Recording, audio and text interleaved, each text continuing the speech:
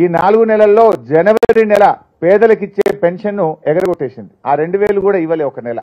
ఒక నెల జనవరిలో వృద్ధులకు వితంతువులకు పెన్షనే ఇవ్వకుండా ఎగరగొట్టేసినారు. అన్న వస్త్రానికి పోతే ఉన్న వస్త్రం పోయినట్టు 4000 ఆశపడితే ఒక నెల 2000 పెన్షన్ ఎగరగొట్టి పేదలకు అన్యాయం చేశారు. విద్యార్థులు ఇవాళ భరోసా కార్డు ఇంకా ప్రారంభమే లేదు. నిరుద్యోగులు 4000 నిరుద్యోగ భృతి ఇస్తామని చెప్పి స్వయంగా ప్రియాంక గాంధీ గారు చెప్పారు, మేనిఫెస్టోలో పెట్టారు, రేవంత్ రెడ్డి గారు చెప్పారు. మేము అసెంబ్లీలో ఎప్పటి నుంచి అమలు చేస్తారంటే బట్టి విక్రమార్క గారు లేచి మీరందరూ సాక్ష్యం దానికి మేము నిరుద్యోగ భృతి ఇస్తామని ఎక్కడా చెప్పలేదు, 6 గ్యారెంటీల్లో చెప్పలేదు, ఎన్నికల్లో చెప్పలేదు అని నిండు అసెంబ్లీలో పగలు అబద్ధమాడి చేతులెత్తేసిన తీరు పట్ల ఇవాళ రాష్ట్రంలోని నిరుద్యోగులు చాలా తీవ్రమైనటువంటి ఆగ్రహంతో ఉన్నారు.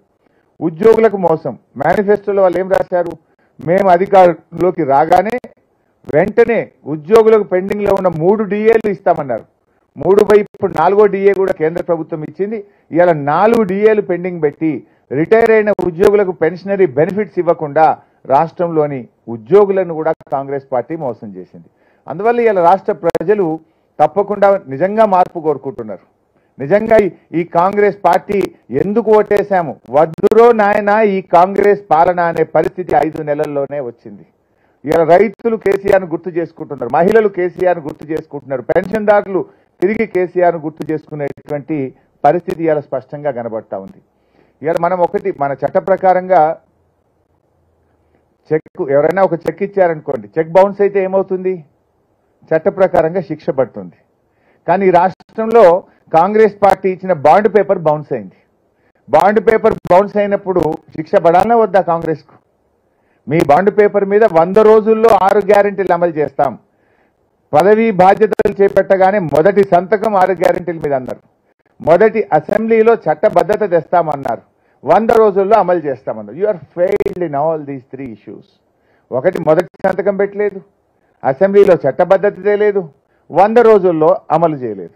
అందువల్ల బాండ్ పేపర్ బౌన్స్ చేసిన కాంగ్రెస్ పార్టీకి ఈ పార్లమెంట్ ఎన్నికల్లో ప్రజలు శిక్ష వేయాలని ఈరోజు డిసైడ్ చేసుకున్నారు.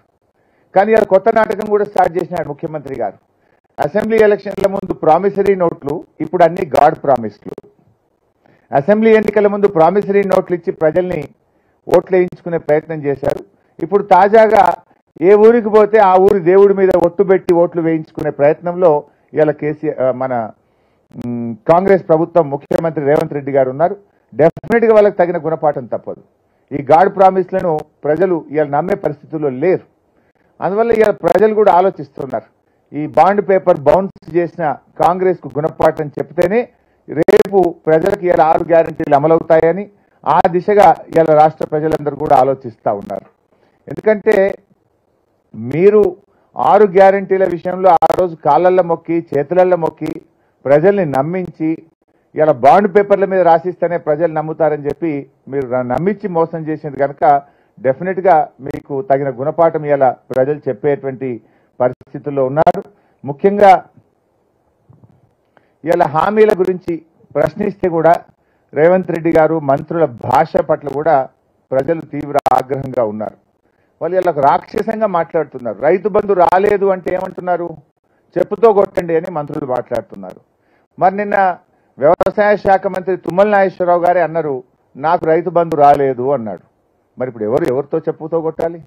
ఒక మంత్రి ఏమో రైతు బంధు అడిగితే చెప్పుతో కొట్టాలన్నాడు, ఇంకొక మంత్రి గారేమో స్వయంగా రాష్ట్ర వ్యవసాయ శాఖ మంత్రి గారే నాకే రైతు బంధు రాలేదు అంటున్నాడు. కాంగ్రెస్ పార్టీ కార్యకర్తలే ఒక మంత్రిని పట్టుకొని రైతు బంధు పడలేదు అని నిలదీసినటువంటి పరిస్థితి. అమ్మా నువ్వేమో 5 ఎకరాల దాకా పడ్డాయన్నావు, నాకు 3 ఎకరాలే ఉంది, నాకు పడలేదు అని చెప్పి స్వయంగా సీతక్క గారిని వాళ్ళ కాంగ్రెస్ పార్టీ కార్యకర్తనే ఒక సభలో నిలదీసినటువంటి పరిస్థితి మనం చూస్తూ ఉన్నాం. అంటే ఇవాళ ఈ ప్రభుత్వం ఢిల్లీకి మూటలు పంపడం మీద ఉన్న శ్రద్ధ 6 గ్యారెంటీల అమలు విషయంలో లేకుండా పోయింది.